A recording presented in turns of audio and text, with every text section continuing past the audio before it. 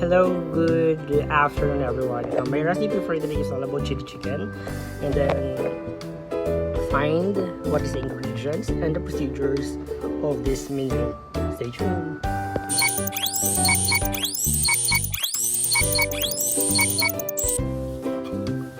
The main ingredients, you have chicken, repolyo, the cabbage, the onion and garlic, the carrot, and the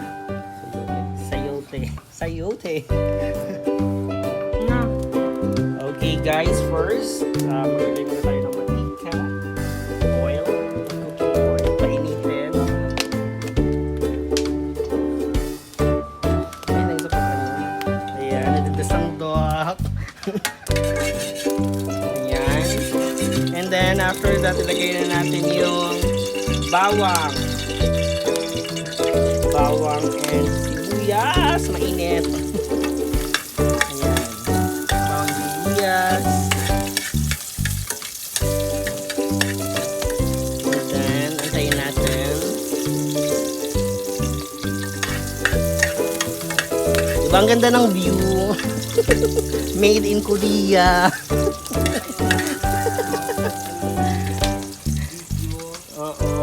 Thank you to my following sponsor. Char lang. Ayan ga, aray ko. And then after that, the chicken. Lagyan natin. Paunti-unti yung manok. Dami-dami naman yung manok.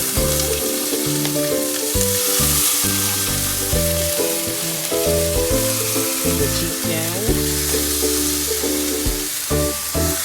Thank you sa taga-video, si Harleen yan, grade 10. Kaya kung may marinig kayo na boses, alam nyo na kung sino. Okay, and then... pag-order ho, dami dito.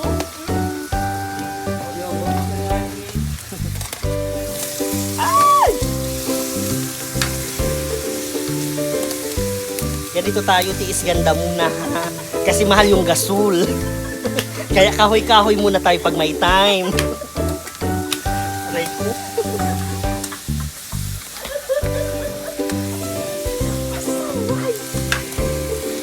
Ayan, antayin natin na mamula-mula yung manok para mawala yung langsa. Okay.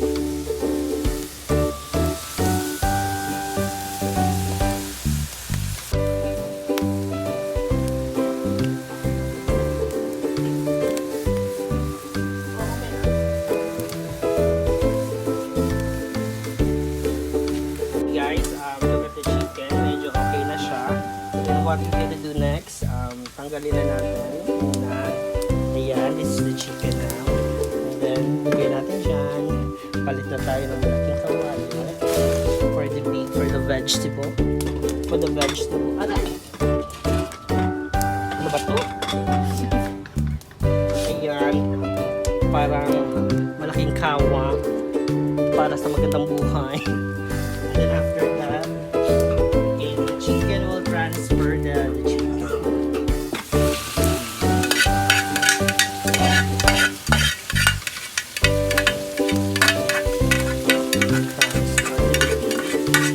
The big one.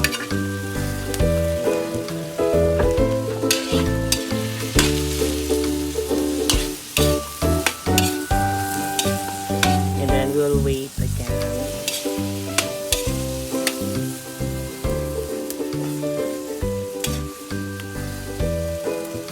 Now let's put the vegetable guys. The vegetable and then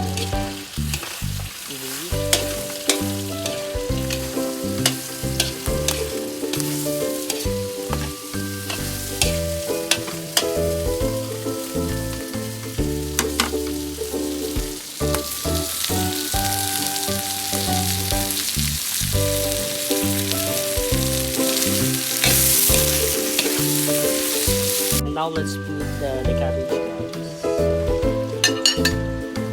And then we'll mix.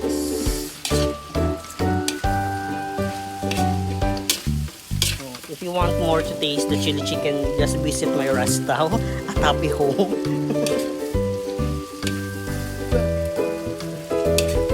You can taste many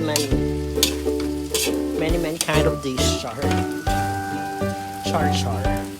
Then after that, we'll put the pepper.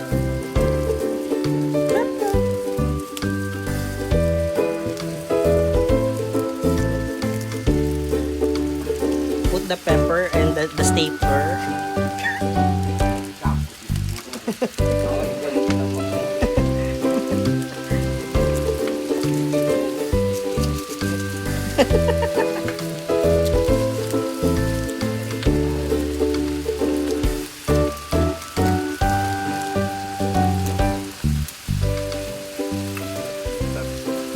Then mix it again.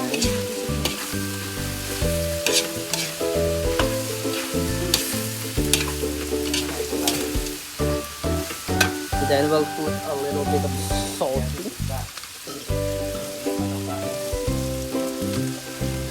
Salt. Then mix it again. And then the main ingredients, guys, this one.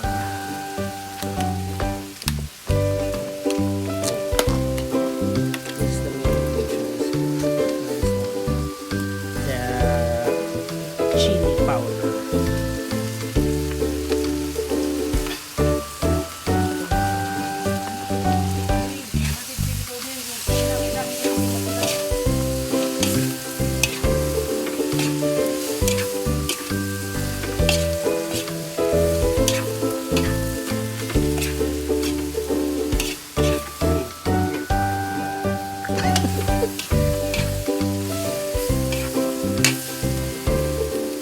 Okay guys, it's done now, the chili chicken, as you can see. This one.